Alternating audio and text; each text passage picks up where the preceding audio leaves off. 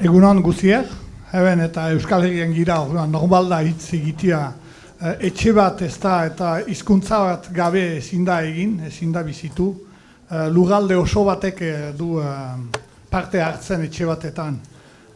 Bonjour à tous, on ne peut pas parler de l'éché si on ne parle pas de la langue et on a un territoire qui a une forte culture et je veux dire qu'une maison elle ne se vit pas, si vous voulez, tout l'héritage que l'on a eu de nos maisons, qui ont des âmes, qui ont ont une histoire et il ne faut pas l'oublier quand on les rénove. Voilà.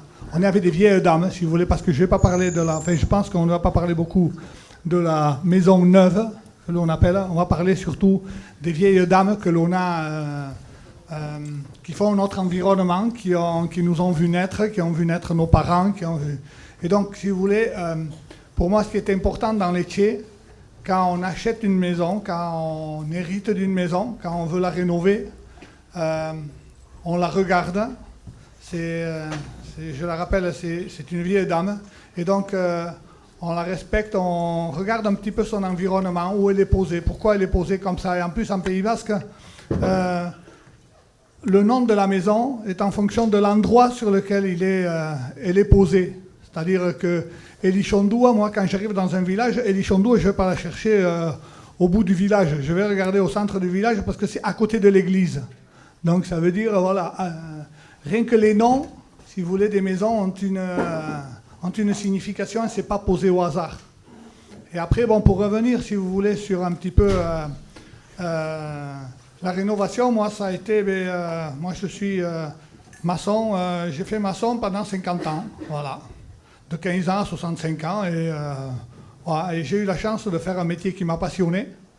Et après, ça a été de se poser des questions, ça n'a pas été de faire forcément, d'aller dans le sens de la marche, si vous voulez, un petit peu normal. Ça a été de se poser des questions, ça a été d'aller voir des gens qui faisaient différemment, qui savaient lire des supports, bon, je vois ici des personnes qui m'ont accompagné.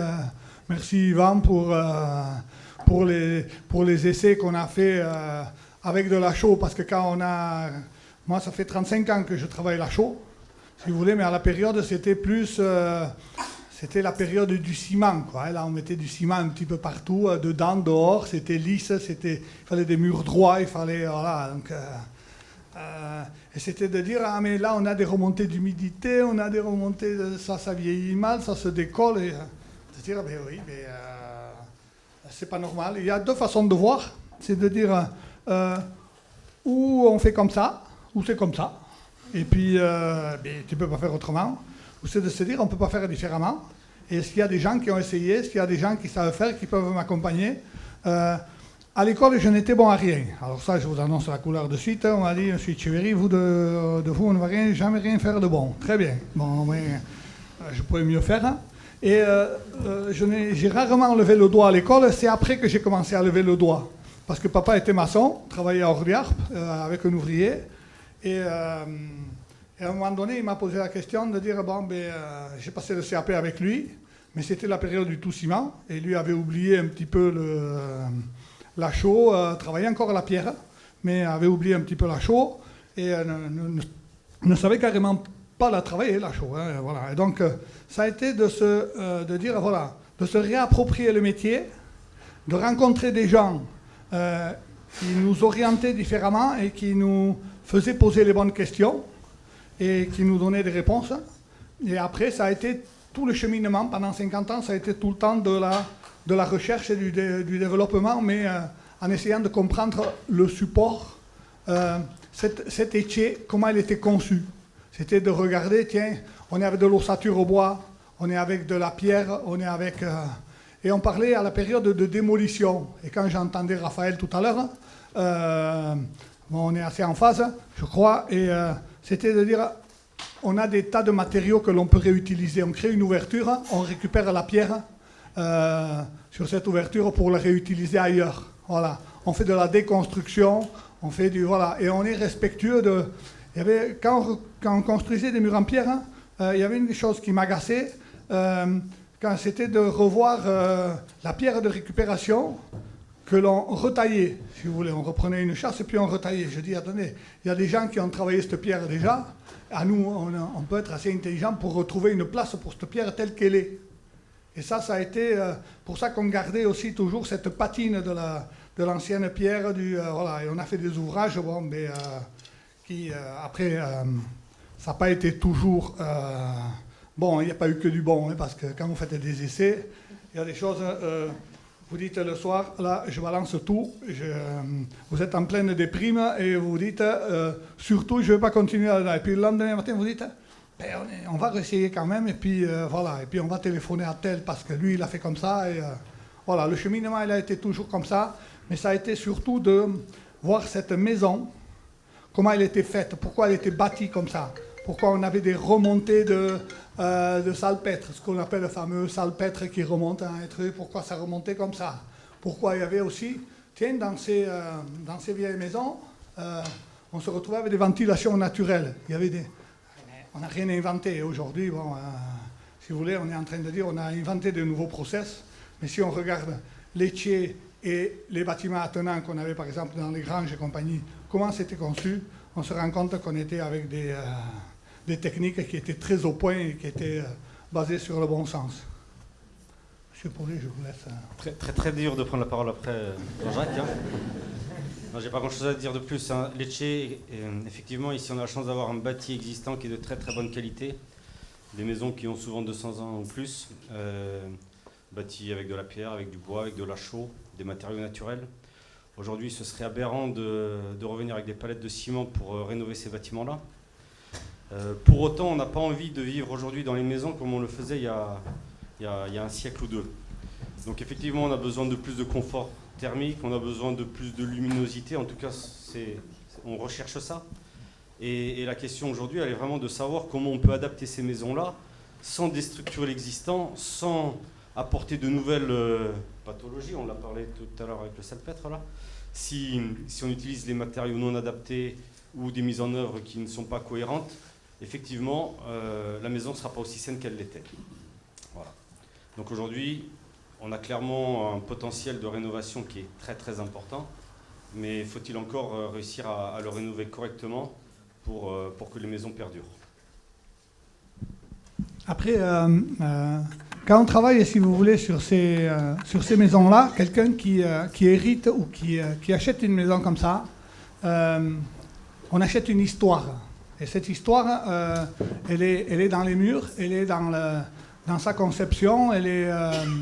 Et ce que dit Samuel, aujourd'hui, on a une autre façon de vivre on recherche un autre confort, on a d'autres conditions de vie et on recherchera de la luminosité, on recherchera du confort, évidemment, parce que aujourd'hui, au niveau température, je pense qu'on a des maisons qui sont à peine un peu plus chauffées que ce qu'il y a 50 ou 60 ans. Et ça n'empêchait pas que ces gens-là, qui avaient peut-être un peu plus froid, étaient en très bonne santé. Et voilà, donc, si vous voulez, aujourd'hui, de travailler on a des règles de construction aujourd'hui qui sont mises en place, qui sont même hyper pointues. Et aujourd'hui, on met tout ça en place dans une maison, mais on n'explique pas comment fonctionne la maison aux gens. Si vous voulez, quand vous achetez une voiture, je ne sais pas, on vous dit, tiens, la marche arrière, elle est là, ça sert à ça, le siège, il se rabat. Aujourd'hui, on a des ventilations, si vous voulez, de maisons. Les gens vont vous dire, il faut isoler, il faut mettre du double vitrage, il faut isoler tous les murs. On est passé d'une isolation, à un moment donné, qui était de 75. Je vais vous donner des aides si vous passez en 120 ou 140. Ça, c'est aussi les lobbies qui nous ont bien mis sous cap. Et de dire... Attends, mais je ne comprends pas, j'ai des ouvertures là qui sont sur les menuiseries, je fais rentrer de l'air chaud en été et j'aspire ça que j'envoie à l'extérieur, je ressors de l'air frais qui est à l'intérieur, je le renvoie à l'extérieur et je refais rentrer de l'air chaud. Et en hiver, je fais rentrer de l'air froid et j'aspire à l'air... c'est quoi la BMC? J'ai pas tout compris là. Et j'ai un putain de menuisier là qui m'a fait des adaptations sous les portes. T'as vu, il y a 1,5 cm de vide sous le truc. Il ne pouvait pas ajuster ça. Non, mais on n'a pas expliqué un petit peu aux gens comment fonctionnait, si vous voulez, la maison.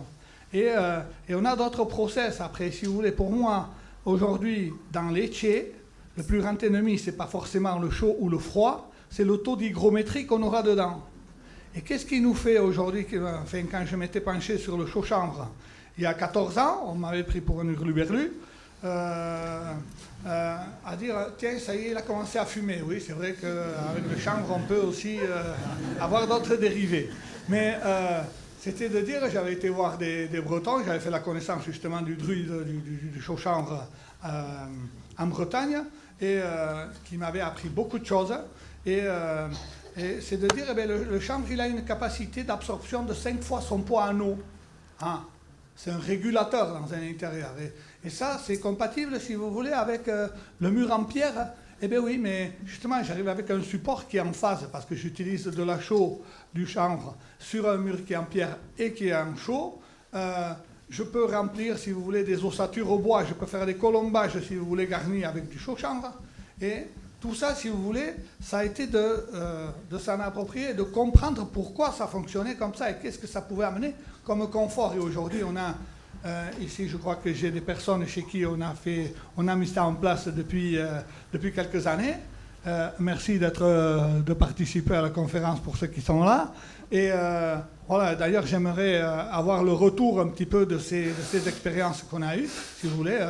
Je sais que la plupart sont contents, mais il y a des endroits, il y a des moments aussi où ça ne se passe pas bien, parce que ça ne réussit pas à tous les coups. Et il faut y faire justement, c'est là qu'on a la lisibilité aussi du support. Ça ne s'applique pas à toutes les sauces, si vous voulez. Il y a des préparations de support. Si j'ai des remontées d'humidité dans les pieds de mur et compagnie, on va traiter d'abord toutes ces montées d'humidité, toutes ces remontées d'humidité. On va attendre un petit peu parce que le temps que ça migre, si vous voulez, je vais avoir des modifications de support. Il y a toute une méthodologie qui, bon, on en parlera à la fin, qui peut être mise en place assez facilement, mais il faut que ce soit réfléchi et il faut que ce soit accompagné, quoi. Il faut que ce soit, on ne le fait pas sur tous les supports. Donc, si vous voulez, ce chaud-chanvre, aujourd'hui, on peut le coupler avec des enduits terre. Aujourd'hui, on est en train de travailler sur les enduits terre.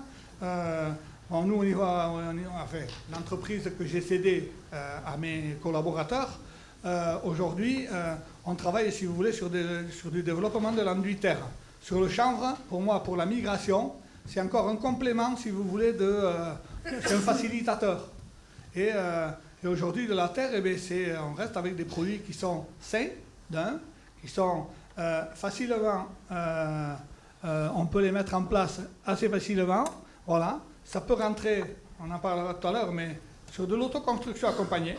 Voilà, et ça, pour moi, aujourd'hui, c'est le gros enjeu.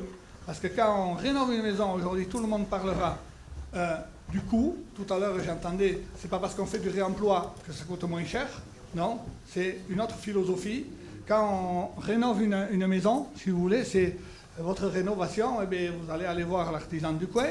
Et puis, même l'entreprise des tueries, vous allez dire, mais vous êtes des voleurs, mais c'est pas possible. On ne peut pas rénover une maison à ce prix-là. Par contre, on peut réfléchir, si vous voulez, à dire, hein, attendez, est-ce qu'il peut y avoir un phasage? Est-ce qu'on est obligé de faire tout en même temps? J'ai ma maison, si vous voulez, j'ai 300 mètres carrés de surface habitable. De combien j'ai besoin, si vous voulez, pour vivre aujourd'hui? Hein. Par contre, on met un phasage, si vous voulez, dans le temps. Et moi, qu'est-ce que je suis capable de faire, si vous voulez, dans ce projet-là? C'est de dire, oui, parce qu'il faut piquer des murs, il faut décaisser un petit peu. Et bien oui, le piquage des murs, c'était... il y avait 4 000 €. C'est cher, hein? Oui, très bien. Mais, par contre, vous n'avez pas des copains comme ça, un week-end? Eh bien, moi, ouais, mais on ne sait pas, est-ce qu'on va aller assez profond et tout ça? On peut vous donner un coup de main. On est là pour vous accompagner. Et c'est là que je crois, si vous voulez, beaucoup dans la rénovation du bâti ancien avec de l'autoconstruction accompagnée. C'est-à-dire que le professionnel, à un moment donné, qui vous accompagne, si vous voulez, à un moment donné, va faire le phasage des travaux, par exemple, la création de l'ouverture. Je ne vais pas vous dire, tiens, il y a une ouverture de 3 par 2 à créer là-dedans, sur du mur en pierre avec une charpente qui est au-dessus. Ça, je vous conseillerais plutôt de faire confiance aux professionnels. Voilà. Par contre, les piquages de murs, ce même professionnel peut vous dire, moi j'attends que tu me dégages ce support de telle façon. Et ça, si vous voulez, les 4 000 euros, on a passé un week-end, mais je comprends que les 4 000 euros, j'étais justifié. Regarde un petit peu l'état de nos mains, on a bouffé de la poussière, putain, on s'est cassé le dos, excusez le terme, mais et en même temps, on rentre dans le projet.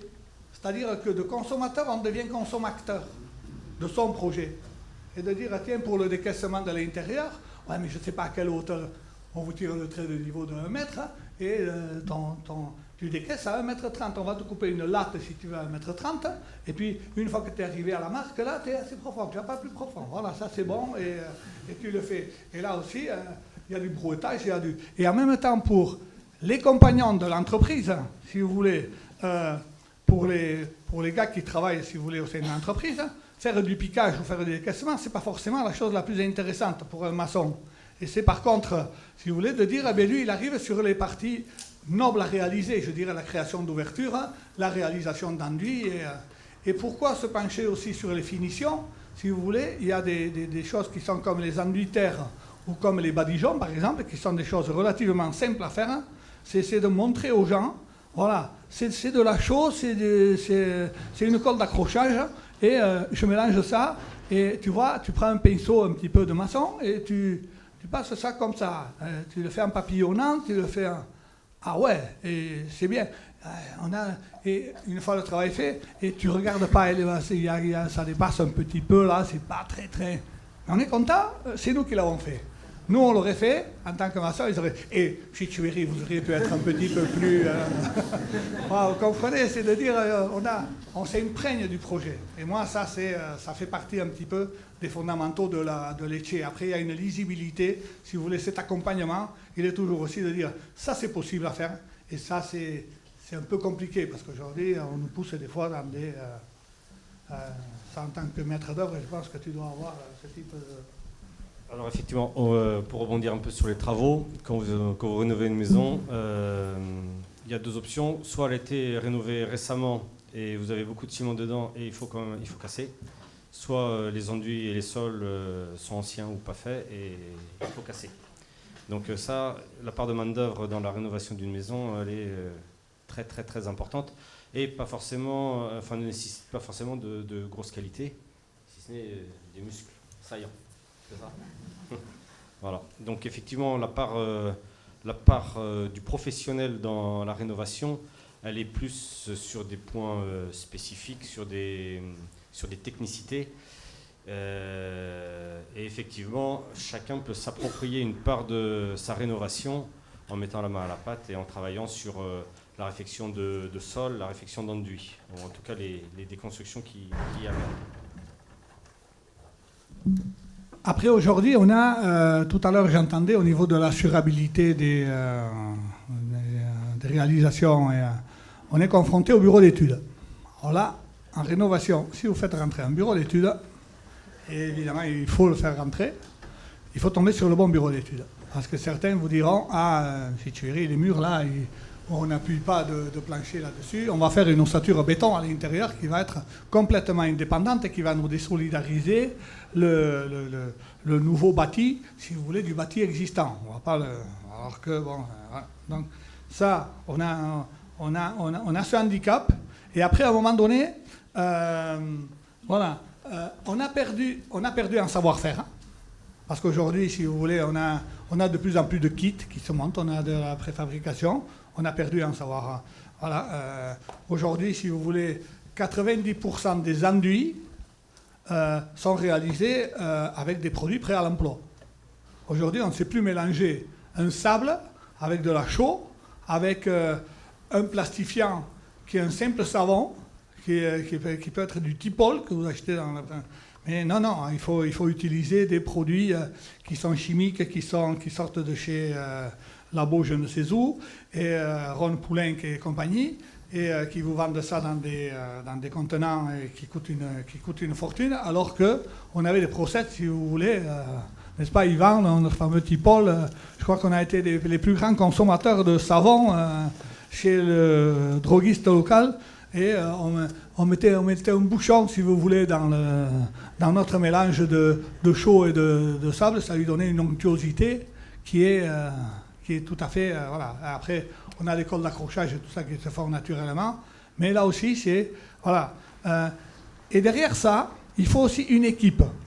Il faut que tous les gens qui travaillent sur le projet aillent dans le même sens. Ça, c'est une autre paire de manches. Si vous voulez, aujourd'hui, de dire il faut que tous les corps de métier soient en phase. Donc, il faut à un moment donné rassembler tout le monde et de dire on veut travailler dans cet esprit-là. On veut qu'on tienne compte, si vous voulez, de l'ouvrier qui est passé précédemment et celui qui arrivera par derrière. Voilà. On ne travaille pas chacun de notre côté, c'est-à-dire, et ça de plus en plus, on a cet individualisme un petit peu de chaque... Attends, moi, le placo, là, mais attends, si l'électricien ne peut pas passer, moi je ferme tout, et puis il se démerdera. Donc l'électricien il revient, il est en train de dévisser les plaques, il est en train de refaire... Non, on a oublié le bon sens à un moment donné. Et ce bon sens, si vous voulez, il repose sur toute la rénovation de Lecce, je crois. Tout à fait d'accord. Après, maintenant, je ne sais pas s'il y a d'autres... On peut prendre des questions au fur et à mesure, si vous souhaitez. Alors, je disais tout à l'heure pour la conférence précédente, il n'y a pas de questions idiotes. Voilà. Parce qu'à chaque fois qu'on se pose une question, souvent il y en a d'autres qui se posent la même. Et après, on a découvert aussi, si vous voulez, en faisant de la déconstruction et tout ça, on découvre un petit peu les procédés de construction qui étaient utilisés, les matières qui étaient... comment on bâtissait le mur, si vous voulez, quand vous démolissez. Là, vous êtes en train de dépioter votre mur. Vous voyez comment il a été construit et les mélanges qu'il y avait. Quand on pique des murs, par exemple, si vous voulez, des vieux enduits qui étaient à la chaux, on se rend compte un petit peu les badigeons qu'il y avait précédemment. Amusez-vous à gratter, si vous voulez, si vous avez une vieille maison à rénover, grattez un petit peu vous allez voir toutes les couches de chaux qu'il y avait et la délicatesse de certains décors. Parce qu'ils faisaient aussi, si vous voulez, des imitations de tapisserie avec des rouleaux en bois qui étaient, voilà, on avait l'abeille où on avait des motifs qui étaient, voilà, et on avait beaucoup de couleurs, quoi. Et donc, vous voulez, aujourd'hui, on dit, il faut que tout soit épuré et compagnie. Non, alors ils avaient, vous preniez en particulier dans les chambres, on trouvait des bleus, on trouvait des bleus très foncés, on avait des tas de couleurs, et ils savaient maîtriser ces couleurs, quoi. Ça, c'est... quand on travaille aussi avec les monuments historiques, hein, on s'en rend compte, si vous voulez. Ils vous disent souvent, faites attention quand vous décroutez quelque chose comme ça, prenez soin, si vous voulez, de voir comment vous le faites et ce que vous trouvez derrière. Et après, il y a vous pouvez être sensibilisé à ça, mais les compagnons qui travaillent avec vous, ou vos collaborateurs, il faut leur faire passer aussi cette même fibre, parce que c'est très bien, moi je peux vendre du vent, si vous voulez, oui, mais on va vous le faire comme ça. Si mes compagnons comme ça arrivent, si vous voulez, sur le chantier, et puis arrachent tout sans faire attention. Il faut que cette philosophie, elle soit partagée au maximum, quoi. On a cette partie aussi de transmission, de partage, et voilà. Et ça, c'est pas toujours évident aujourd'hui, parce que c'est de la rentabilité qu'il faut, c'est du... voilà, donc... le réemploi, on voit quand, Raphaël, quand tu es avec ton pied de biche là, tu prends, si tu veux, un engin pour arracher tout, c'est complètement différent. Là, je ne veux pas qu'on soit en train de redresser les pointes forcément, mais voilà, donc c'est une philosophie. Et ça, n'oubliez pas ça. Lecce, c'est ça qu'il faut comme attention pour moi.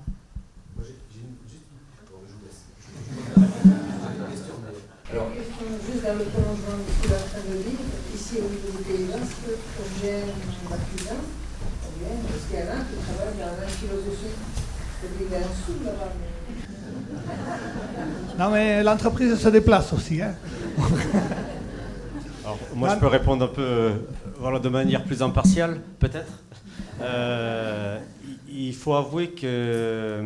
Alors aujourd'hui, le marché se tend clairement sur de la rénovation. Il y a beaucoup d'artisans qui ne savent faire que du neuf et ils ne franchiront pas le pas, ceux-là. Voilà, très clairement. Quand on est habitué à poser du parpaing, on ne s'invente pas un induiseur à la chaux dans une vieille maison du jour au lendemain. Donc il y a quelques artisans Vous les trouverez facilement dans les pages jaunes ou tout simplement par leur renommée. Voilà. Mais vous allez en trouver un peu partout disséminés, oui. Je complète la réponse. C'est compliqué, clairement, aujourd'hui, de trouver des artisans localement qui ont ces compétences-là. Il n'y en a pas beaucoup. Bon, et la coopérative Habitat Ecoaction, qui est là aujourd'hui, il y en a quelques-uns, mais ça ne suffit pas pour répondre à toutes les demandes, loin de là, puis ils ont trop de boulot. Par contre, depuis maintenant 2 ans, et on continue, on est en train de former de plus en plus de gens avec le centre de formation PERF, qui a aussi un stand. Je fais de la pub pour les gens qui ont un stand aujourd'hui, c'est pas exprès, mais... et en fait, l'enjeu, c'est de former de plus en plus de gens là-dessus qui aient envie d'aller vers une autre façon de construire et rénover, quoi.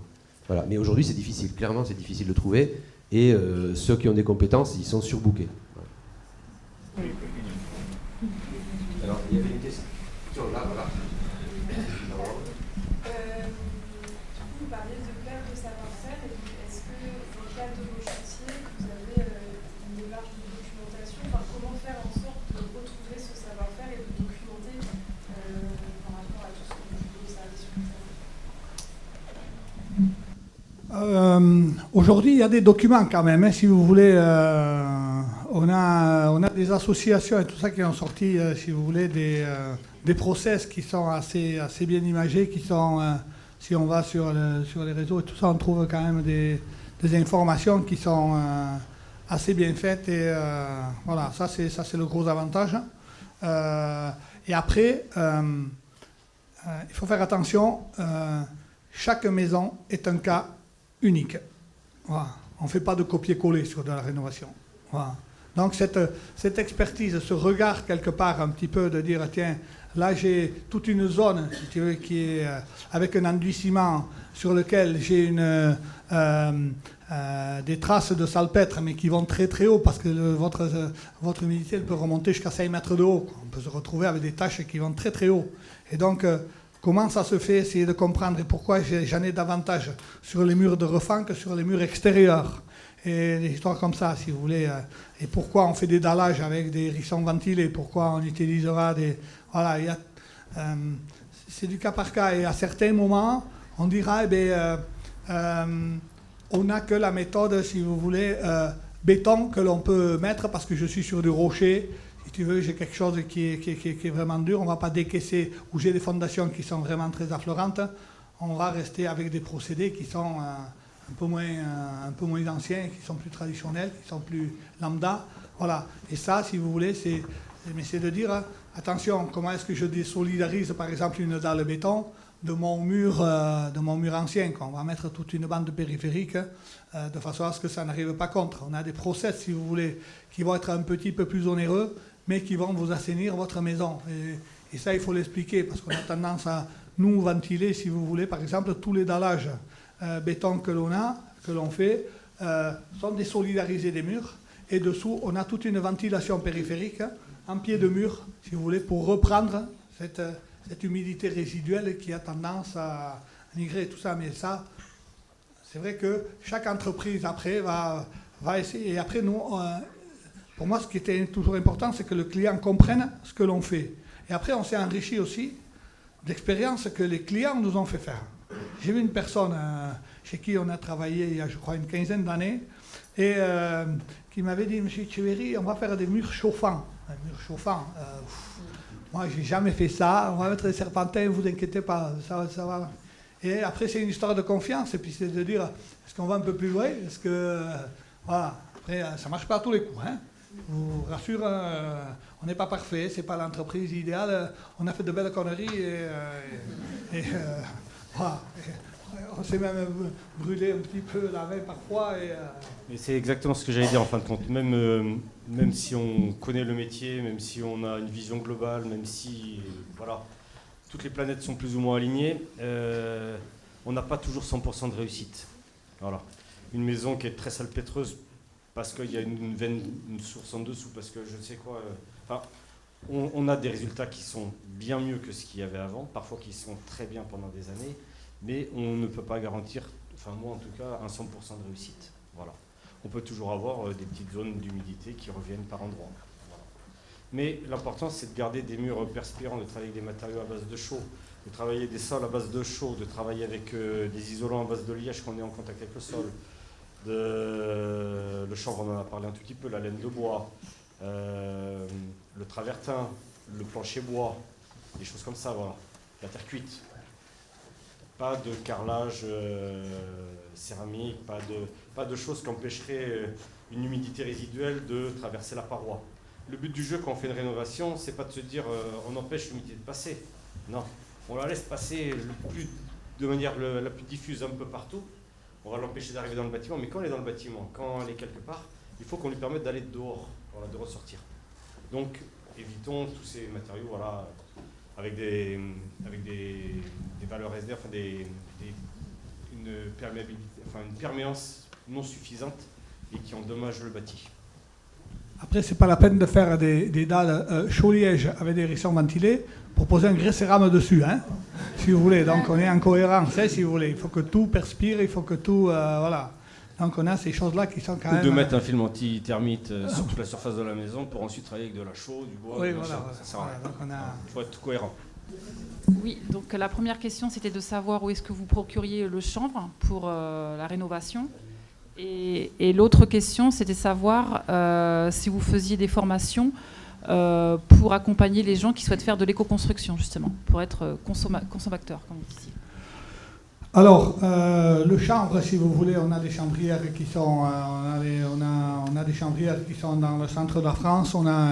Et aujourd'hui, on a une réflexion qui, dernièrement, j'étais justement sur une table ronde qui était organisée par les agriculteurs du département pour développer les matériaux biosourcés ici localement. Évidemment, on parle de circuits courts et on parle de...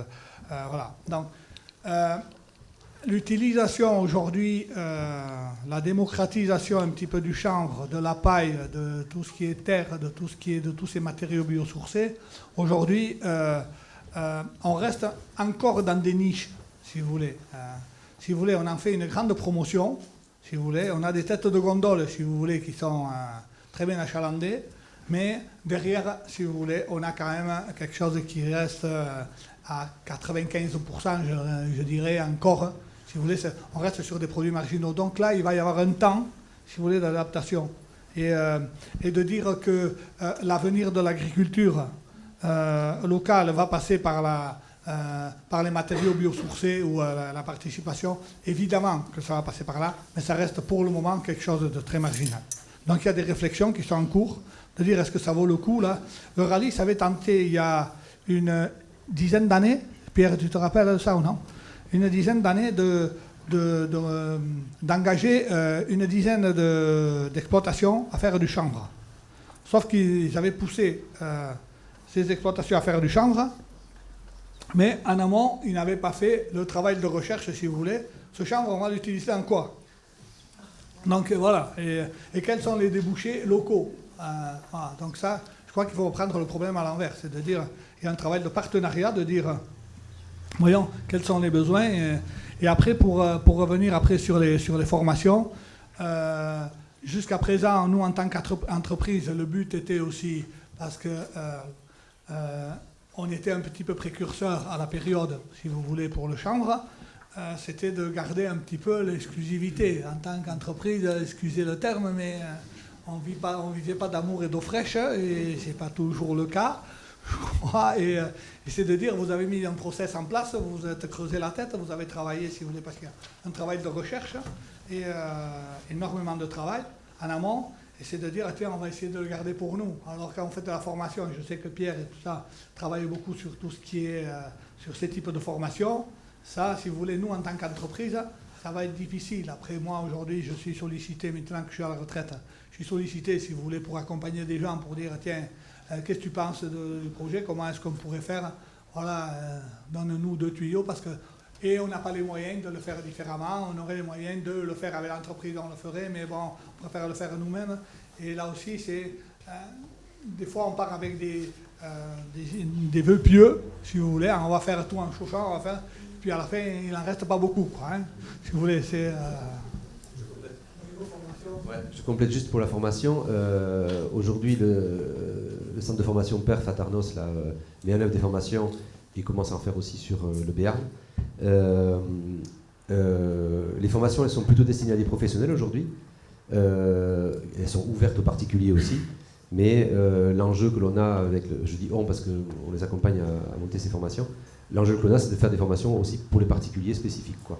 Voilà, donc sur les formations sur le béton de chanvre, sur la terre, la construction en terre, sur la paille, tout ça, il y en a déjà qui existent, qui tournent. Donc il y en a qui sont programmés là, d'ici la fin de l'année d'ailleurs. Donc c'est possible pour n'importe quel particulier de s'y inscrire, mais elles sont vraiment professionnalisantes. Et après, voilà. Donc si vous êtes particulier, que vous avez envie de formation, allez tous harceler le centre de formation PERF qui a son stand pour qu'ils se disent « Ouh là, vraiment, il faut qu'on y aille. » quoi. Voilà. Ils ne sont pas là, je ne suis pas dans la salle, donc comme ça, ils ne me diront rien. Bien participer à des chantiers participatifs grâce au réseau Twiza. Twiza, exactement. Tout à fait. Ouais. TWIZA, c'est un réseau national d'organisation de chantiers participatifs qui est très bien structuré, tout ça, donc c'est un bon moyen d'aller se former sur chantier aussi directement. Alors, c'était la demoiselle qui avait levé la main en premier. Ouais. Là, il y a plein de qui se lèvent, je suis désolé. Est-ce que tu veux le micro ou Oui, c'est mieux le micro. Prends le micro. Allez, si vous voulez bien faire passer le micro. Les échets, c'est des volumes de maisons qui sont quand même considérables en surface au sol. On parlait de 300 à 500 mètres carrés. Autrefois, on vivait à 2, 3, 4 générations sous un même toit. Enfin, je l'ai vécu étant petite, on a été jusqu'à 15 à table quand on rajoute les salariés agricoles. Et donc on a un peu perdu cette façon de vivre tous ensemble. Et donc maintenant, je trouve se pose la question de comment valoriser ces échets en les découpant en plusieurs habitations au sein d'une même échec. Est-ce que vous avez accompagné ce type de projet où finalement 2-3 familles rénovent une échec avec plusieurs logements à l'intérieur? Je n'ose pas lui redonner le micro.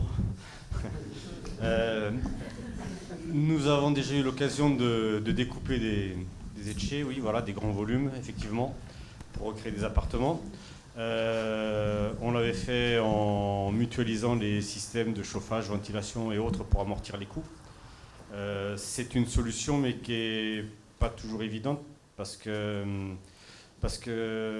l'idée, c'est plutôt de travailler sur des duplex pour que les gens aient toujours un accès de plein pied au jardin. Ce n'est pas toujours possible. On n'a pas toujours la meilleure des orientations. L'échec était faite de manière à ce que chaque façade correspondait à une occupation, très clairement. Et quand on découpe une maison, forcément on ne prend plus qu'un quart ou une moitié, mais voilà, c'est faisable. Mais voilà, tout le monde n'a pas le même résultat derrière, mais c'est largement faisable autrement. Le coût de la construction ou de la rénovation est important, mais quand il est multiplié par des surfaces à 300 mètres carrés ou 400 mètres carrés, effectivement, ça devient peu supportable pour une grande partie de la population. Donc c'est une solution. Alors j'ai l'avantage ou l'inconvénient aussi de faire partie de la communauté d'agglomération en tant que délégué communautaire et de faire partie de la commission SCOT et PLUI avec qui on travaille avec monsieur le maire. On travaille dans cette commission. Aujourd'hui, la réflexion que l'on a, c'est dans ces centres-bourgs, parce qu'en particulier aujourd'hui, on se retrouve avec des carcasses de maisons qui sont énormes dans les centres-bourgs. C'est de réfléchir aujourd'hui comment est-ce que, parce qu'on parle beaucoup de logements sociaux, alors j'aime pas beaucoup ce terme de logement social, parce que aujourd'hui, 70 à 80% de la population du Pays Basque peut avoir accès à ces fameux logements sociaux. J'appelle ça plutôt logement pour tous. Et c'est de réfléchir, si vous voulez, la collectivité, comment elle peut, avec les bailleurs sociaux qui commencent à se réapproprier un petit peu l'intérieur du Pays Basque, avec tous les avantages et inconvénients que ça a. Je sais que ce sont des sujets qui sont hyper sensibles, si vous voulez, en Pays Basque. Et voilà.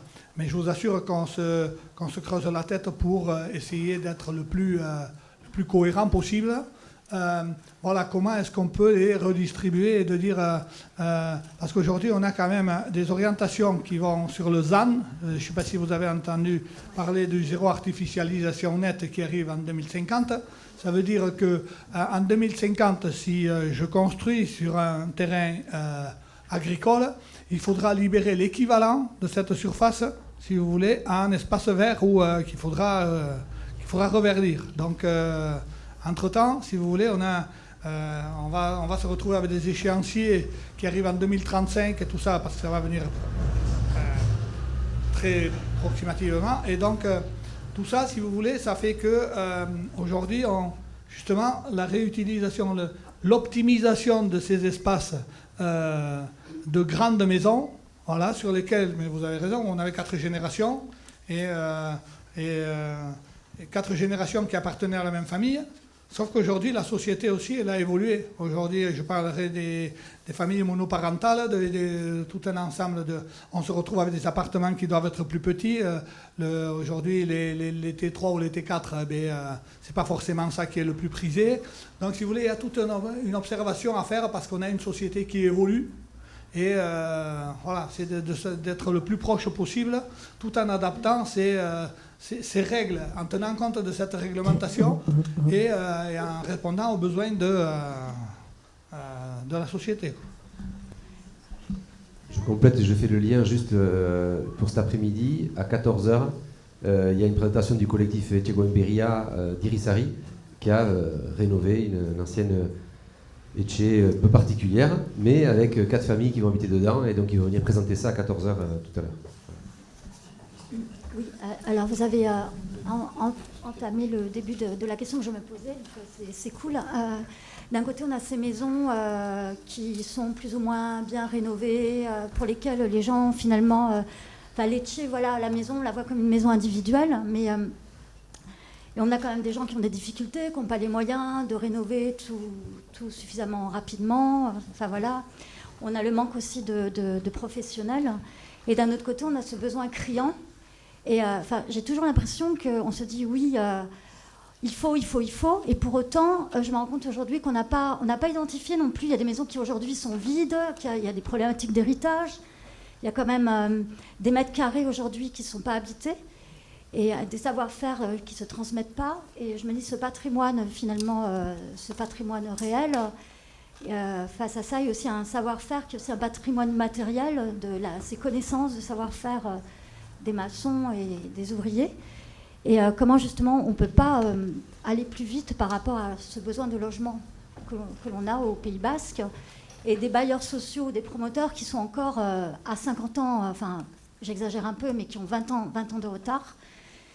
Et voilà, je ne sais pas si on ne peut pas carrément aller plus vite, nous pousser plus vite. Je suis contente d'apprendre que vous êtes au SCOT. Et voilà, est-ce qu'il n'y a pas... Qu'est-ce qu'on peut faire pour aller plus vite, en fait ? Sachant qu'on n'a pas forcément tous les gisements de bio et de géosourcés. Là aussi, c'est une question subsidiaire, mais on parlait du chanvre. Je ne sais pas si on pourrait mettre du chanvre partout, ou du bois partout, ou de... Enfin, vous voyez ?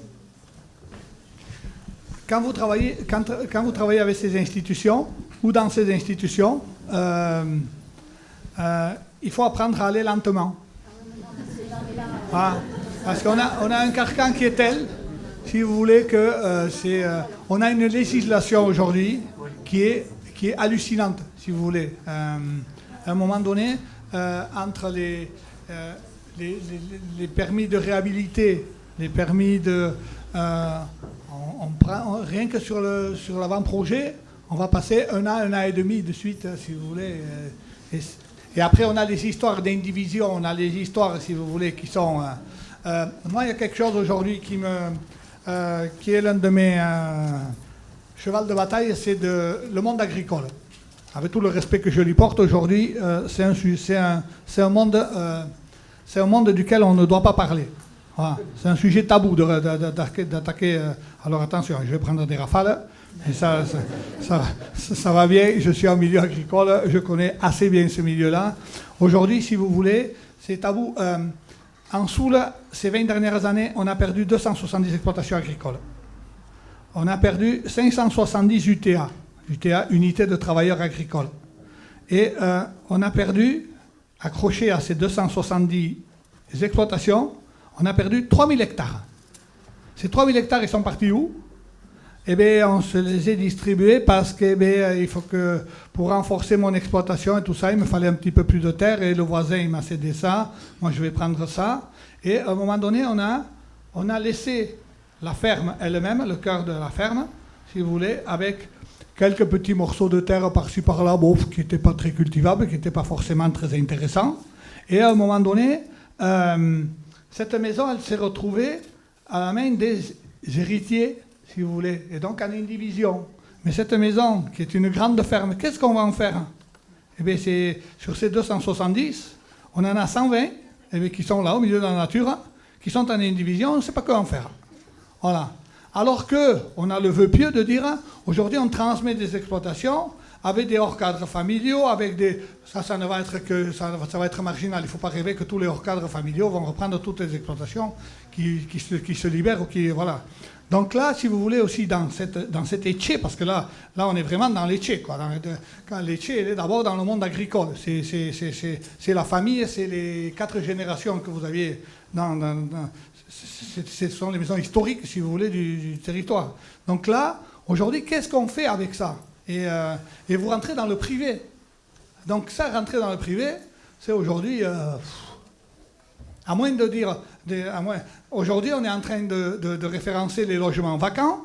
Si vous voulez, de dire, on va mettre des taxes, si vous voulez, sur ces logements qui sont vacants. C'est pas normal qu'aujourd'hui, on ait des gens qui cherchent de l'habitation, du logement, et que ces maisons restent vides. Donc on va vous dire, on va taxer ces maisons-là, maintenant trouver une solution. Vous êtes en indivision, mais prenez les moyens de trouver une solution. Et donc tout ça, si vous voulez, ça prend énormément de temps. Et il y a le respect aussi des personnes que l'on a en face. C'est pas, je ne vais pas arriver en disant, et toi ta maison, là, tu peux la... Non, je reste respectueux, si vous voulez, de ces choses-là, mais ce sont des faits, moi, qui m'interpellent aujourd'hui. Et quand on en parle, si vous voulez, parce que je me permets d'en parler sur les assemblées, ça a tendance un petit peu à déranger, je veux bien, mais on fait quoi, si vous voulez? Et c'est de dire, on fait quoi? On part aujourd'hui sur de l'aménagement de territoire, mais on fait comment, si vous voulez? C'est là, on peut mettre tous les plans qu'on veut, si vous voulez. On a fait tout un... Ouais, on a des PowerPoint là qui sont nickel, mais sur le terrain, comment on le met en application? Aujourd'hui, voilà, on a ces questions qui sont de vraies questions. Et juste un retour de terrain, on a parlé de chantier participatif et de formation de professionnels. Il y a quelque chose aussi qu'on a tendance un petit peu à mettre de côté, mais qui est complètement envisageable. Face à un chantier, souvent tous les maçons, même tradis, béton, ne sont pas fermés à la découverte. Donc il y a des maçons qui maîtrisent les techniques anciennes, et en parlant autour de nous, on s'aperçoit qu'on peut les coupler avec des maçons traditionnels, parce qu'en soi, il y a certains gestes qui sont identiques, ce sont les mélanges qu'ils ne connaissent pas, les applications. Donc en fait, pour grossir une équipe et répondre à un potentiel manque de main-d'œuvre, là c'est aussi du démarchage, pas du démarchage du terrain, mais on parle autour de nous et on s'aperçoit qu'on peut coupler un maçon qui maîtrise la technique, qui a en manœuvre finalement d'autres maçons conventionnels. Et c'est une formation aussi indirecte. Voilà. Je voulais parler de la question du coût et des matériaux, parce que moi je suis un ancien client de M. Etcheberry, et je suis très content de la rénovation qu'il a faite de notre maison, en chaux chanvre, en chaux liège, enfin tous les matériaux dont il a parlé. Simplement, il y a un coût quand même qui est énorme par rapport aux matériaux traditionnels. Et là, dernièrement, je me suis intéressé, justement sur les conseils de M. Etcheberry, à l'argile, puisque les vieilles maisons dont vous parliez, M. Etcheberry, souvent, c'est pas que de la chaux d'ailleurs, c'est de la terre et de la chaux. Souvent, on voit que les enduits des maisons sont composés de vieilles argiles ou d'argile mélangée avec de la terre qui n'est pas de l'argile, plus des petits points de chaux. Et moi, je voulais justement faire un enduit sur une partie de la maison que vous n'aviez pas traitée, sur l'ancien fenil. Je voulais faire un enduit à l'argile.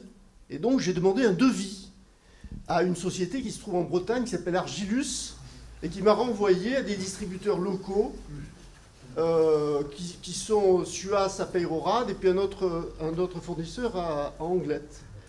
Et j'ai demandé un devis pour 200 mètres carrés d'enduit à l'argile, Et j'ai eu une réponse de 8 600 €, rien que pour le matériau.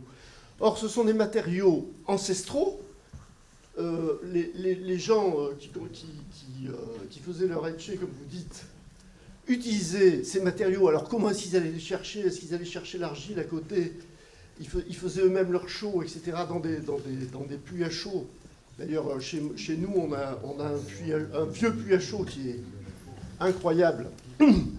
Donc c'est magnifique. Mais en même temps, ces gens-là utilisaient des matériaux qui leur coûtaient rien, ou quasiment rien, sinon en main-d'œuvre. Et maintenant, les mêmes matériaux, traditionnels, on peut le dire, sont des matériaux hors de prix, qui sont donc réservés toujours aux mêmes bourgeois, si on peut dire, qui ont une capacité d'achat que la plupart des gens n'ont pas. Et ça, c'est un réel problème, en plus de celui qu'évoquait ma voisine tout à l'heure. Aller plus vite, il faudrait aller plus vite. Et vous disiez, on ne peut aller que lentement, sauf qu'elle vous a répondu, je ne sais pas si vous l'avez entendu, ça fait 20 ans qu'on nous dit qu'il faut aller lentement, et on n'en sort pas. C'est demain, toujours demain. Si on parle. Moi, je vais faire une réponse assez courte avant de donner la parole à Jean-Jacques, mais effectivement, quand les maisons se sont construites, on n'acheminait pas les matériaux de très loin. Vous remarquerez qu'ici, on a beaucoup de grès rouge, très peu de granit de Bretagne.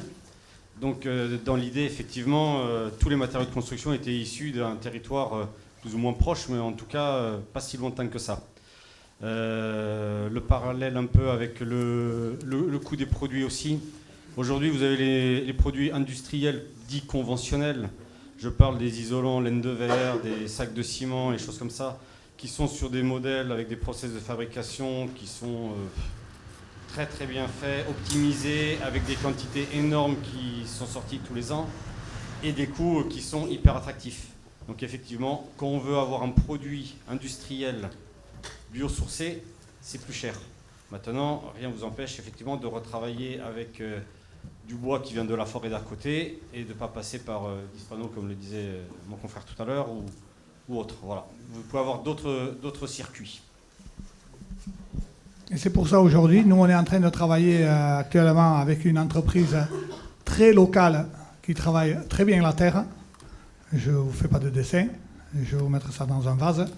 Et voilà, je dis, aujourd'hui, on a des gens qui savent travailler la terre très localement, pour ne pas citer l'entreprise Goicoechea, si vous voulez. C'est de dire, on est en train de travailler, si vous voulez, sur des mélanges qui seront les nôtres, et de dire, eh bien, on travaillera localement, et c'est du partenariat de territoire. Si vous voulez. Donc Argilus, évidemment, est aujourd'hui, on dira, c'est la Rolls de la terre, mais enfin, elle a un coût. Enfin, Pierre, je pense que vous travaillez la terre en formation. Oui, après, c'est une question qui est super complexe, hein, parce qu'on pourrait en parler pendant des heures. On en parlera en bar en témoignage. Le dernier bar en témoignage de la journée, il est sur la terre. Donc je vous invite, il sera à 17h, je crois, quelque chose comme ça, à y participer de l'autre côté. Mais les solutions aujourd'hui, c'est de la bricole. Donc il y a l'utilisation des terres de chantier directement, hein, bien sûr, qu'on peut tamiser et réutiliser sans aucun problème, ça fonctionne très bien, hein. Des terres d'excavation et tout ça, donc on peut utiliser de la terre qu'on a autour de nous dans la construction sans aucun problème. Il faut savoir la préparer, tout ça, il y a des professionnels qui savent le faire. Bon, voilà, on pourrait en parler pendant très longtemps, ça serait vraiment long, mais c'est un vrai problème que vous soulevez. Aujourd'hui, les filières, elles ne sont pas organisées pour qu'on puisse facilement, à moindre coût, construire avec ces matériaux-là. C'est soit c'est cher, soit c'est j'appelle ça de la bidouille, mais qui est très professionnelle au bout du compte, mais où il faut trouver des réseaux. Bon, on peut vous donner plein de pistes. Moi, j'ai de la terre qui vient de Logrogno, que j'ai mis chez moi, qui est de l'autre côté, pas très loin d'ici, hein, finalement, en distance, qui est une magnifique terre pour faire des enduits. Enfin, voilà, il y a plein de petites pistes, mais c'est par le bouche à oreille, par les réseaux. Donc il faut se rapprocher des professionnels qui connaissent, qui ont l'habitude d'utiliser ces matériaux, qui eux vont pouvoir trouver le fournisseur local. J'ai de la terre qui vient d'Oriol aussi, dans le Béarn. Une terre jaune magnifique, une argile magnifique, bon voilà. Mais c'est des petits filons comme ça qu'on trouve à droite à gauche, quoi. Voilà. Dernière question. Moi, je voulais revenir sur un point que vous avez rapidement abordé au début de votre présentation. C'était sur l'autoconstruction accompagnée. Et la question que je me posais, c'était en tant qu'artisan, comment vous arrivez à vous faire suivre par des assurances là-dessus? Et aussi en tant que maître d'œuvre, justement. Alors, il n'y a plus d'archi, je ne sais pas s'il y a encore des archis qui sont présents, et savoir si la MAF, par exemple, suivait sur ce sujet-là. Alors, il y a la réglementation, voilà. Et des fois, si vous voulez, tout à l'heure, je crois que je me suis fait flasher. Et voilà, il y a une réglementation et après, il y a du bon sens, si vous voulez. Je parlais d'autoconstruction accompagnée. Quand vous faites, par exemple, un piquage de mur, si vous voulez, je prends cet exemple-là, le risque de faire effondrer le mur est quand même infime, si vous voulez. Vous risquez de vous peler un petit peu les mains et compagnie, mais bon, ça, c'est vous avez une responsabilité civile. Hein, et voilà. Donc, non, c'est de dire, c'est pour ça qu'elle doit être accompagnée. On ne va pas faire n'importe quoi aux gens, si vous voulez. C'est de dire, il faut qu'ils comprennent le projet. Ce sont des petites interventions. Et après, si vous voulez que vous fassiez un badigeon, voilà, c'est de dire, je modifie le support d'abord et je passe ma chaux, si vous voulez, en la croisant. C'est quelque chose que je peux faire moi-même. Voilà, on va pas, ce que je disais, la création de l'ouverture de 3x4, non, ça, laissez-moi le professionnel faire ça, quoi. Et après, ça se passe très bien, quoi. Moi, je sais que, si vous voulez, on l'utilise régulièrement, ce process, ou l'entreprise, du moins, l'utilise régulièrement. Donc, pour moi, ça repose aussi sur le bon sens, quoi. L'assurabilité, après, c'est histoire de structure, c'est histoire de... Voilà. Du coup, votre assurance, elle n'est pas au courant que vous faites de l'accompagnement à l'autoréhabilitation? Non. Ok. Non, mais très bien, vous n'avez pas de souci. Je suis hors la loi. Alors, je complète.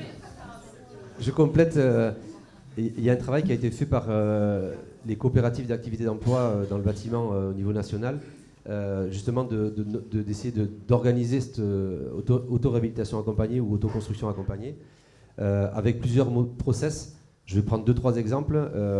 L'exemple du piquage que prend Jean-Jacques, ça peut se passer de plusieurs manières. Il peut y avoir le professionnel qui intervient sur une journée de lancement de chantier, et on va appeler ça formation. Du coup, il n'y a pas de responsabilité décennale qui rentre en compte. Et du coup, on montre la technique, on explique aux gens comment ils doivent faire, et après, ils se débrouillent. Donc, c'est eux qui font le chantier. D'accord ? Donc, il n'y a pas question d'assurance à ce moment-là. Et là, on est vraiment dans de la formation, juste sur site. Donc, deuxième hypothèse, le piquage, il est un peu complexe, c'est un peu touchy, il faut faire attention et tout ça. Le professionnel reste sur le chantier tout le long du piquage avec des gens qui interviennent. Là, l'assurance décennale, elle intervient, forcément. Le professionnel, à partir du moment où il est là, il est responsable.